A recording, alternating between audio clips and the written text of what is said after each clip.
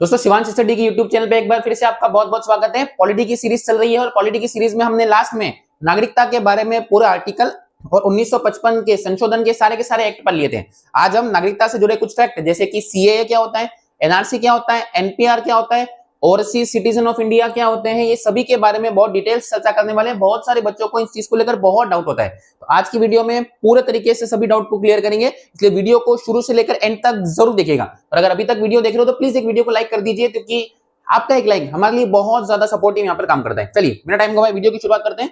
सबसे पहले हम कुछ छोटे छोटे फैक्ट यहाँ पर समझने का प्रयास करते हैं। जैसे सबसे पहले आता है एनआरआई। एनआरआई ध्यान से सुनिएगा। सबसे पहले non resident of Indian, full form की अगर बात करें तो नॉन रेसिडेंट ऑफ इंडिया, मतलब एक ऐसा बंदा जो नागरिक तो भारत का ही है। मेरी बात ध्यान से सुनिएगा। एक ऐसा व्यक्ति जो नागरिक तो भारत का ही है, भारत में रहता नहीं है, भारत के बाहर रहता है, विदेश में रहता है। किसके लिए? काम करने के लिए, पर्पस के लिए, जो भी पर्पस हो उसका आपका। और एक साल में आधा, मतलब आधा 365 दिन होते हैं टोटल मिला के।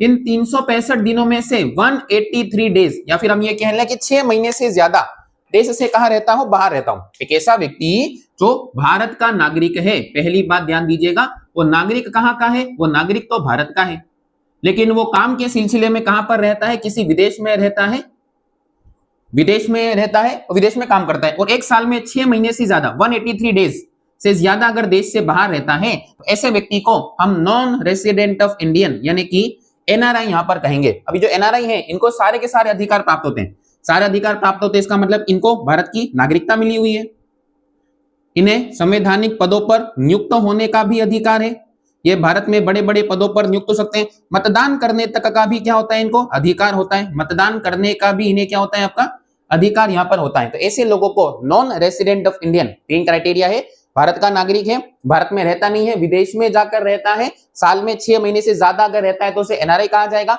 वोट डालने का अधिकार है, भारत की नागरिकता प्राप्त है और बड़े बड़े पदों पर नियुक्त हो सकता है। ऐसे व्यक्ति को हम क्या कहेंगे?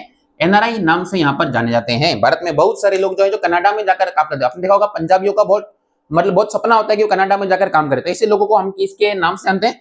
एनआरआई के नाम से यहाँ पर जानते हैं। सेकेंड नाम सुनिएगा, OCI, overseas citizen of India. जी हाँ, ओवरसीज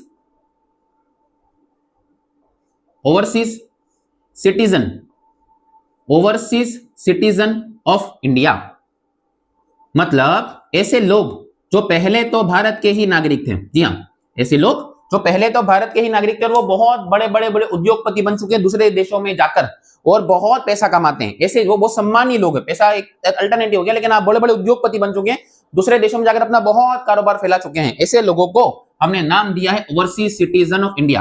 अब ये भारत के नागरिक नहीं है, ध्यान दीजिए, ये भारत के क्या नहीं है? वर्तमान तो नागरिक नहीं है, लेकिन ये भूतकाल में पहले भारत के क्या हुआ करते थे? नागरिक हुआ करते थे। अब ऐसे लोगों को हमने नागरिकता दी है ओवरसीज सिटीजन ऑफ इंडिया की। तो सर इनको ओवरसीज सिटीजन इंडिया मिलने से फायदा क्या हुआ? इनको फायदा ये हुआ, अब ये लोग जब भी भारत में आना चाहते हैं, इनको किसी भी प्रकार की वीजा की आवश्यकता नहीं पड़ेगी। जी हाँ, ऐसे लोगों को भारत में आने के लिए कभी भी कोई भी प्रकार का वीजा नहीं लेना पड़ेगा। ये लोग जब चाहे, जिस समय चाहे भारत में बिना वीजा के आ सकते हैं। इसी लोगों को हमने ओवरसीज सिटीजन ऑफ इंडिया कहा है, क्योंकि ये लोग बहुत बड़े उद्योगपति हैं और इनका नाम भारत से जुड़ा हुआ है आपका इसमें, इसलिए ऐसे लोगों को हमने क्या दिया है? Overseas citizen. अब ये भारत के, अभी मैंने बताया, ये भारत के क्या नहीं है? नागरिक नहीं है। साथ ही इन्हें मतदान करने का भी क्या नहीं मिलेगा? अधिकार नहीं मिलेगा। साथ ही ये बड़े बड़े संवैधानिक पदों पर क्या भी नहीं हो सकते हैं? नियुक्त भी नहीं हो सकते हैं, लेकिन देश में किसी भी समय पर आ सकते हैं, अपना अकाउंट खुलवा सकते हैं, सारे काम कर सकते हैं, लेकिन इनको मतदान करने का अधिकार, क्योंकि मतदान करने का अधिकार केवल और केवल भारत के किसको मिला हुआ है? नागरिकों को यहाँ पर दिया गया, इसलिए संवैधानिक पदों पर नियुक्त होने का अधिकार नहीं है, उनको मतदान करने का भी यहाँ पर अधिकार नहीं दिया गया। ऐसे लोगों को हमने ओवरसीज सिटीजन ऑफ इंडिया की यहाँ पर नागरिकता दी है। आई होप आपको ये वाली बात भी समझ में आई होगी। तो ये लोग भारत के क्या है? पहले क्या रहे होंगे? भारत के नागरिक। सत्यम नडेला साहब, सुंदर पिचई साहब, ऐसे बहुत सारे लोग हैं तो विदेशों में जाकर अपने देश का बहुत नाम ऊंचा किए हैं। ऐसे लोगों को हमने ओवरसीज सिटीजन ऑफ इंडिया की यहाँ पर क्या दी है? नागरिकता। आई होप आपको एनआरआई और ओसीआई में डिफरेंस यहाँ पर क्लियर हुआ होगा। उसके बाद एक सेकेंड,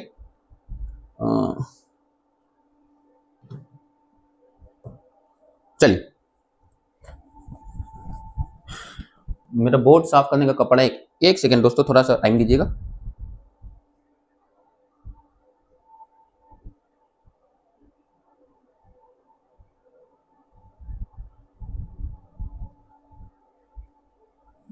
चलिए छोड़िए।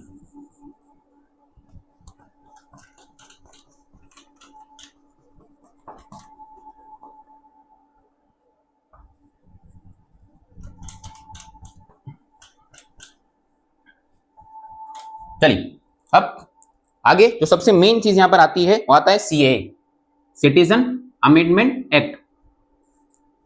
सिटीजन अमेंडमेंट एक्ट, नागरिकता संशोधन अधिनियम, नागरिकता संशोधन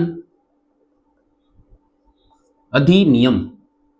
और ये बहुत ज्यादा इंपॉर्टेंट है। अब ये ध्यान दीजिए, लास्ट टाइम मैंने आपको नागरिकता संशोधन अधिनियम 1955 यहां पर पढ़ाया था, उसी में ये चेंजेस किए गए। जी हाँ, नागरिकता संशोधन अधिनियम में ही 1955 वाले में क्या किया गया, कुछ चेंजेस किया गया, 2019 में चेंजेस किया गया। अब ये चेंजेस है क्या? सीए का मतलब क्या होता है? Citizen amendment act. Full form आपसे पूछ सकते हैं, आप थोड़ा ध्यान से सुनिएगा।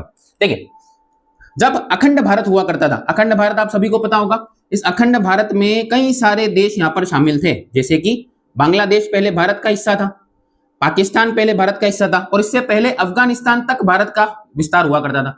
ये पूरा क्षेत्र किसका था? भारत का। मतलब यहाँ पे कौन रहते होंगे? भारतीय लोग रहते होंगे। अब हुआ क्या, 3 देशों को इसके अंदर शामिल किया गया। मेरे बात ध्यान सुनेगा, आपको सारी चीज बहुत अच्छे तरीके से समझ में आएगी। इसमें 3 देशों को यहाँ पर शामिल किया गया। वो 3 देश कौन कौन से हैं? ध्यान सुनिए। सबसे पहले शामिल किया गया है अफगानिस्तान को, क्योंकि अफगानिस्तान पहले भारत का क्या था? हिस्सा था। दूसरा शामिल किया गया है किसको? आपका पाकिस्तान को, क्योंकि पाकिस्तान भी पहले भारत का हिस्सा था। और तीसरा शामिल किया गया है किसको? बांग्लादेश को। ठीक है, केवल इन 3 ही देशों को यहां पर क्या किया गया है? शामिल यहां पर किया गया। एक पॉइंट ये याद रखिएगा। अब दूसरा, ये 3 देशों को ही शामिल करने के पीछे एक लॉजिक और है कि तीनों इस्लामिक कंट्री हैं। जी हाँ, इन्होंने अपने आप को कौन सा देश घोषित किया हुआ है? इस्लामिक देश ऑफिशियली घोषित किया गया है। भारत ने कभी नहीं बोला कि भारत एक ये वाला देश है। हम कभी ऐसा बोल नहीं सकते, क्योंकि भारत के संविधान में लिखा है भारत एक धर्मनिरपेक्ष यहाँ पर राष्ट्र है। ठीक है, अब अफगानिस्तान, पाकिस्तान और बांग्लादेश 3 देश। एक सेकंड, थोड़ा सा टाइम दीजिएगा।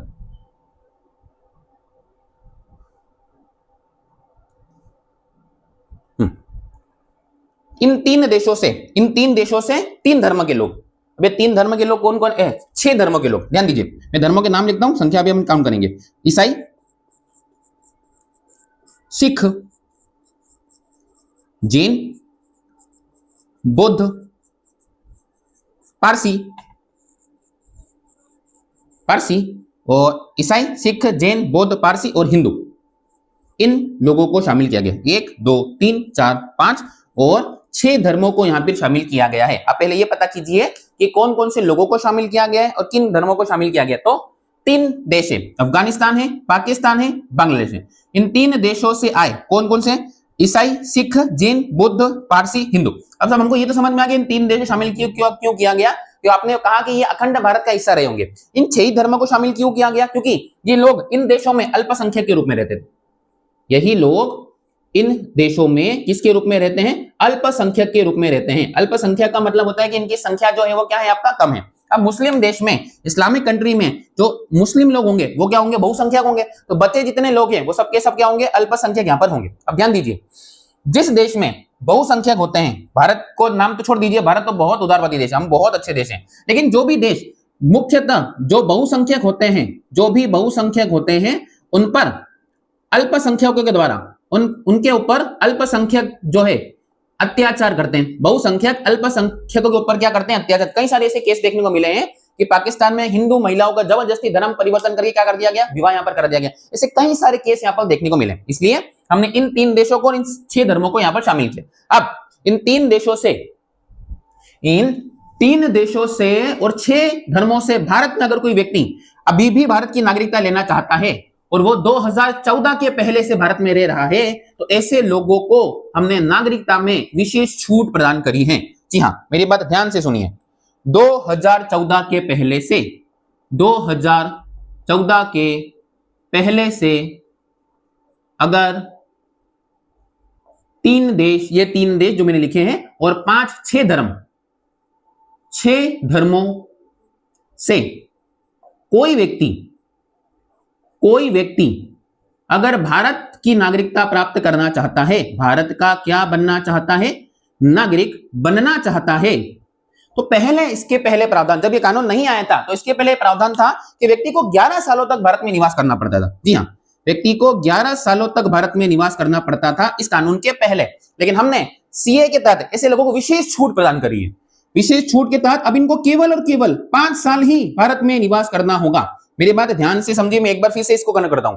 सिटीजन अमेंडमेंट एक्ट में यह कहा गया है कि पाकिस्तान, अफगानिस्तान और बांग्लादेश से आए सिख, जैन, बुद्ध, पारसी, हिंदू, ये धर्म के लोग, क्योंकि ये लोग वहां पे क्या है, अल्पसंख्यक है, और अल्पसंख्यकों के ऊपर हमेशा से अलग अलग देशों में अत्याचार होते आए हैं। ये लोग सोच रहे होंगे हम भारत की नागरिकता प्राप्त करेंगे, ऐसे देशों में इनके ऊपर बहुत ज्यादा जाति हो रही है, तो ये लोग निकलकर भारत में आना चाहते हैं। लेकिन भारत में बहुत लंबा समय हमने दे रखा था इनको, कितने सालों का समय दिया था, 11 साल। तो हमने इन लोगों को रियायत देते हुए कहा है कि 11 सालों बाद, 11 सालों से आपको रहना नहीं है, अब आप भारत में केवल कितने साल रहकर, 5 साल रहकर भी भारत की नागरिकता प्राप्त कर सकते हैं। और ये नेक लागू कब के, कौन से सन के बाद हुआ, 2014 के बाद ये नियम लागू किया गया। अब 2019 में जैसे इनको 5 साल हुए, अब 2014 से अगर रह रहे होंगे तो 2019 में 5 साल हो गए होंगे। हमने 7 नागरिकों को भारत की क्या प्रदान करी है, नागरिकता। 7 लोगों को भारत की नागरिकता प्रदान करी, 7 लोगों को भारत की नागरिकता प्रदान करी। और इसके तहत इस नियम को देश में क्या कर दिया गया, लागू यहां पर कर दिया गया। इसी नियम को हमने क्या कहा है, सिटीजन अमेंडमेंट एक्ट, यानी कि नागरिकता संशोधन अधिनियम, जो कि 2014 के पहले से आने वाले लोग 19 तक भारत के क्या बन जाएंगे, नागरिक। और हमने 7 लोगों को नागरिकता इसके तहत क्या भी कर दी है, प्रदान भी यहां पर कर दी है। इसी पूरे एक्ट को क्या नाम दिया गया, सिटीजन अमेंडमेंट एक्ट का नाम यहां पर नाम दिया गया। आई होप आपको यह बात समझ में आई होगी। चलिए अब दूसरा बात करते हैं एनआरसी और एनपीआर के बारे में।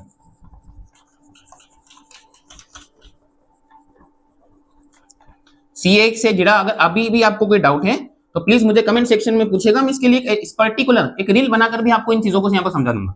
अब अगला जो पॉइंट रहेगा, एक second,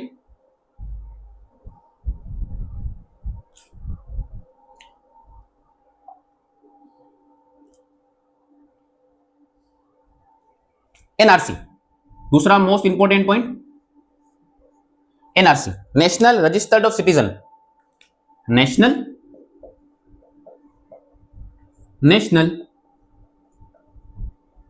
register of citizen. Full form भी आपसे पूछ सकते हैं, इसलिए आपको फुल फॉर्म भी और अच्छे तरीके से यहां पर याद होना चाहिए। चलिए अब एनआरसी के बारे में अगर हम बात करें तो हुआ क्या, याद कीजिए, जब 1971 का दौर था, 1971 के दौर में बांग्लादेश के बहुत सारे लोग भारत की तरफ भागे थे। क्यों भागे थे, क्योंकि पाकिस्तान के लोग उस समय, जो बांग्लादेश हुआ करता था वो पूर्वी पाकिस्तान यहां पर हुआ करता था। आपको ज्ञात होगा ये बात, यहां पर पूर्वी पाकिस्तान हुआ करता था, और इस स्थान पर कौन सा पाकिस्तान था, पश्चिमी पाकिस्तान यहां पर हुआ करता था। अब ये जो पश्चिमी पाकिस्तान के लोग हैं, ये पूर्वी पाकिस्तान के लोगों को बहुत ज्यादा जिल्लत करते थे, बहुत ज्यादा ऐसा कहते थे कि तुम लोग तो काले लोग हो, तुम लोग तो आपका बोने लोग हो, और तुम मुसलमान नहीं लगते हमको। ये लोग, ये पश्चिमी पाकिस्तान के लोगों का कहना है, एक्चुअल में ये लोग कहते थे।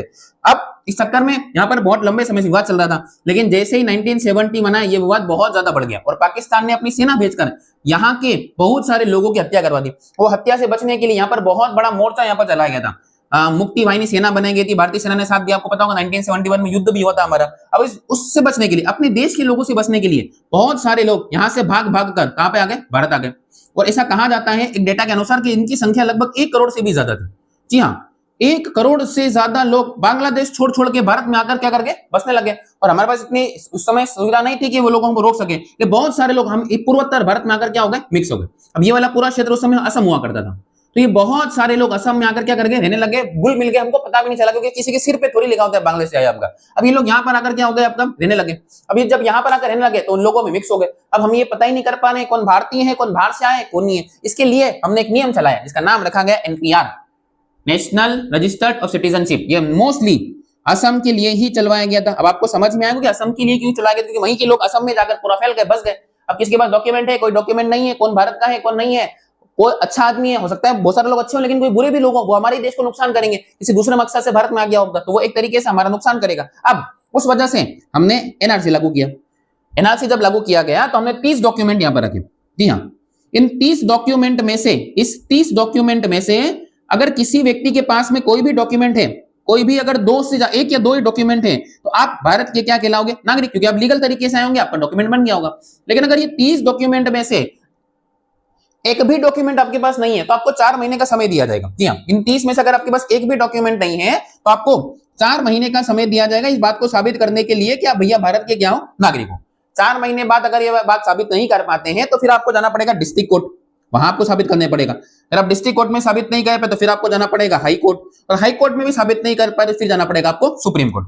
अगर हाई कोर्ट और सुप्रीम कोर्ट में आप अपने आप को साबित नहीं कर पाए तो फिर भैया आपको भारत की नागरिकता छोड़नी पड़ेगी और आपको डिटेंशन सेंटर यहां पर भेज दिया जाएगा। आप भारत के नागरिक नहीं रह सकते। इसी बात को किसके रूप में लिखा गया, एनआरसी, और सुप्रीम कोर्ट ने आदेश दिया था। क्या सुप्रीम कोर्ट का कहना है कि जो 1971 के पहले आया है उसको तो आप डायरेक्ट नागरिकता दे दो। ऐसा व्यक्ति जो भारत में कब आया है, असम में आकर बस गया 24 मार्च 1971 के पहले से अगर भारत में असम में रहता है तो उनको तो एनआरसी की तरह नागरिकता दे दो। उसके बाद में जो आए हैं उनमें से 30 डॉक्यूमेंट रखें, इन 30 में से किसी के बाद डॉक्यूमेंट चेक कर लो, अगर ये डॉक्यूमेंट है तो नागरिक है, नहीं है तो उसको साबित करने का मौका दो। कितने महीने दिए जाएंगे, 4 महीने दिए जाएंगे। 4 महीने साबित नहीं कर पाए तो डिस्ट्रिक्ट कोर्ट जाएगा, डिस्ट्रिक्ट कोर्ट अगर साबित नहीं कर पाया तो कहां जाएगा, हाई कोर्ट जाएगा। हाई कोर्ट भी साबित नहीं करा तो हमने और भी ऑफर रखा है कि सुप्रीम कोर्ट भी हो जा सकते हैं। लेकिन अगर सुप्रीम कोर्ट तक साबित नहीं कर पा रहा तो फिर भैया आप भारत के नागरिक नहीं हो, आप गलत तरीके से भारत में निवास करते हो। इसलिए ऐसे लोगों को भारत में रहने का अधिकार नहीं है और फिर हमने उनको क्या कर दिया, वहां से शिफ्ट कर दिया, इसीलिए डिटेंशन सेंटर भेज दिया। इसके तहत, किसके तहत, एनआरसी के तहत। और ये अब एनआरसी पहले तो खाली असम में लागू किया गया था, अब इसको धीरे धीरे पूरे के पूरे देश में लागू यहां पर किया जा रहा है। और इसी का पूरे देश में बहुत ही ज्यादा विरोध प्रदर्शन देखने को मिल रहा है कि हमारे पास तो डॉक्यूमेंट नहीं है।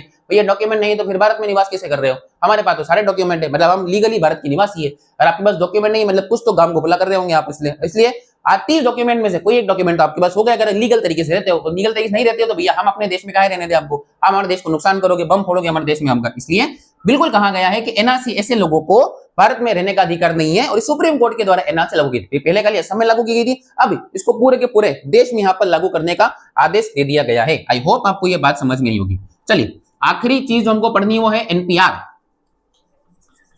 National population register, NRC.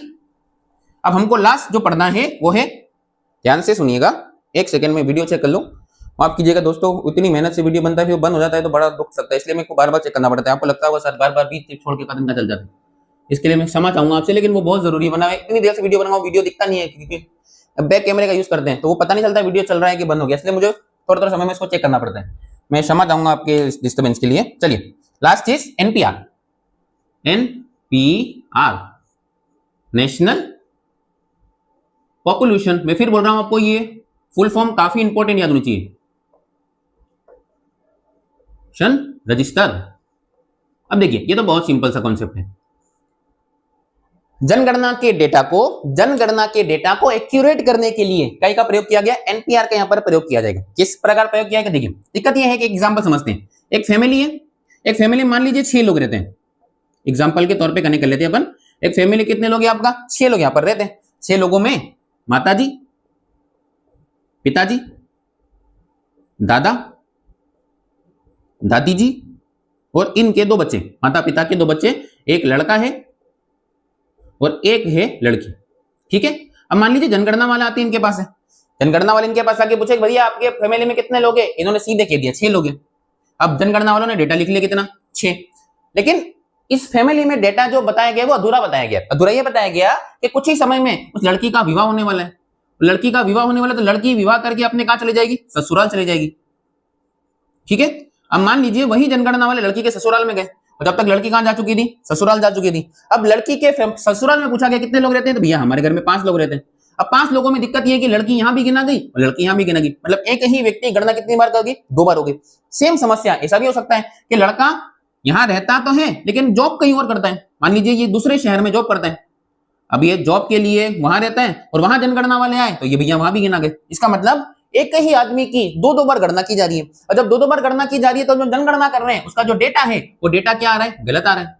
इससे हम सरकार को योजना बनाने में, हर चीज की इंप्लीमेंटेशन में बहुत दिक्कत आ गई होगी, इसलिए सरकार ने लागू किया गया एनपीआर। अब जब भी आपके पास जनगणना आएंगे, पहली बात तो इस बार डिजिटल जनगणना की जा रही है, जनगणना में आपसे ये कंफर्म किया जाएगा कि भैया आपके फैमिली कितने लोग हैं, 6 लोग हैं। ठीक है साहब, अब इन 6 में से यहाँ कितने रहते हैं बताइए, तो उसको क्या, अच्छा यहाँ 4 ही रहते हैं हम, बाकी के 2 कहां रहते हैं, बोले एक रहता है दूसरे शहर में, मान लीजिए राजस्थान, उसका लड़की का कन्या का विवाह हो गया, राजस्थान के शहर में रहती है और यहाँ पर गणना है, तो अब उसकी गणना यहाँ नहीं होगी, उसकी गणना डेटा डाल दिया जाएगा वहां पर कि भैया इसी महिला की गणना यहाँ नहीं की जाएगी, वहां की जाएगी। और ये जो लड़का है ये इंदौर मान लो जॉब करता है, तो इन भैया की भी जो गणना है वो यहाँ पर नहीं की जाएगी। वो कौन से शहर में जनगणना के रूप में गिना जाएगा? इंदौर की जनगणना के रूप में गिना जाएगा। तो अब वो महिला भी एक बार गिनाई और वो जो भैया थे वो भी कितनी बार गिना? एक ही बार गिना। इसका मतलब एक्यूरेट डेटा यहाँ पर शामिल किया जाएगा। इसे ही हमने काय का नाम दिया है? एनपीआर, अर्थात नेशनल पॉपुलेशन रजिस्टर का नाम यहाँ पर दिया गया है।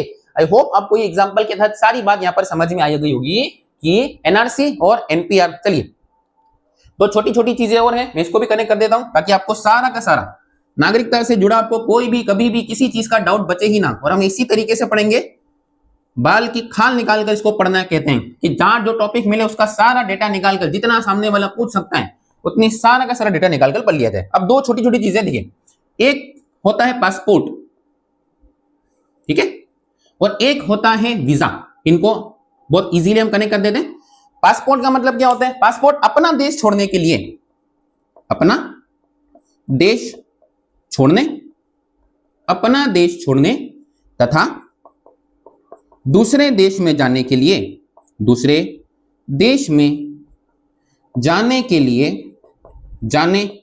लिए आपको जिस डॉक्यूमेंट की आवश्यकता पड़ती है वो डॉक्यूमेंट क्या होता है? आपका पासपोर्ट। पासपोर्ट सबसे बड़ा डॉक्यूमेंट माना जाता है भारत में, सबसे बड़ा डॉक्यूमेंट। अगर आपके पास पासपोर्ट है मतलब आपके सारे डॉक्यूमेंट उससे नीचे रहेंगे, सबसे टॉप क्लास का डॉक्यूमेंट यहाँ पर माना जाता है।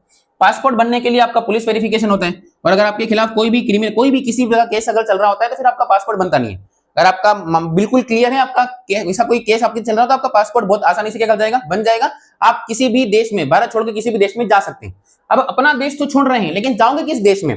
तो सामने वाला देश जो है, आप जिस देश में जाना चाहते हो, सामने वाले देश के द्वारा, सामने वाले देश के द्वारा दी गई अनुमति को वीजा कहते हैं। आप भारत से जा रहे हो जापान, तो भारत में तो लग जाएगा क्या? पासपोर्ट। आप जैसे एयरपोर्ट पे एंटर करेंगे आपसे पासपोर्ट मांगा जाएगा, भैया पासपोर्ट दिखाइए आपका। आप पासपोर्ट है आप तभी अपना देश छोड़ पाओगे। और मैंने अभी बताया अगर आपके खिलाफ कोई भी क्रिमिनल केस चल रहा होता है तो आपका सबसे पहले पासपोर्ट जब्त कर लेते हैं ताकि आप भारत देश छोड़ के जा ना पाओ, आप भाग ना पाओ। लेकिन फिर भी हमारे देश से कुछ लोग भाग गए, नीरव मोदी जी भाग गए, मेहुल चोकसी भाग गया, विजय माल्या भाग गया, हम कुछ नहीं कर पाए। पता नहीं पासपोर्ट जब्त करने वाले उस समय कहां चले गए थे। इतना बड़े घोटाले करके लोग देश छोड़ के भाग जाते हैं। छोटे मोटे लोगों को सरकार परेशान कर रही होती है। पासपोर्ट जब्त कर लिया जाएगा तो आप अपना देश छोड़ के नहीं भाग पाओगे। अब वीजा, आप दूसरे देश में जाने के लिए आपसे क्या मांगा जाएगा? वीजा यहाँ पर मांगा जाएगा। वीजा भारत में रहकर एम्बेसी में जाकर आपको प्राप्त करना पड़ता है। भारत में ही जापान की एम्बेसी है, एम्बेसी में आप जाते हैं, अब वहां बताइए कि हम आपके देश में घूमने आना चाहते हैं, काम करने आना चाहते हैं, जो भी पर्पस हो। वीजा अलग अलग तरीके का होता है। एक होता है टूरिस्ट वीजा, जहां पर आप वहां देश में घूमने जाते हो। दूसरा होता है वर्किंग वीजा, जहां आप उस देश में काम करने के लिए जाना चाहते हो। अलग अलग प्रकार के वीजा यहाँ पर होते हैं, उन्हीं को वीजा कहा जाता है। सामने वाला देश परमिशन के रूप में आपको क्या देगा? वीजा यहाँ पर देता है। आई होप आपको ये समझ में आया होगा।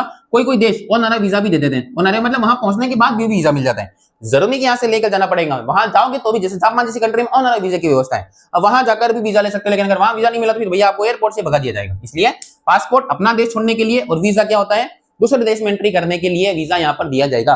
आई होप आपको ये सारी की सारी बातें बहुत अच्छे तरीके से समझ में आई होगी। फिर भी अगर कोई डाउट आता है तो नीचे कमेंट सेक्शन में आप डाउट को लिखिएगा, मैं उस डाउट को सॉल्व करने का पूरा प्रयास करूंगा। वीडियो अगर आप अभी तक देख लें तो प्लीज वीडियो को लाइक कर दीजिए, चैनल को सब्सक्राइब करना बिल्कुल मत भूलिएगा।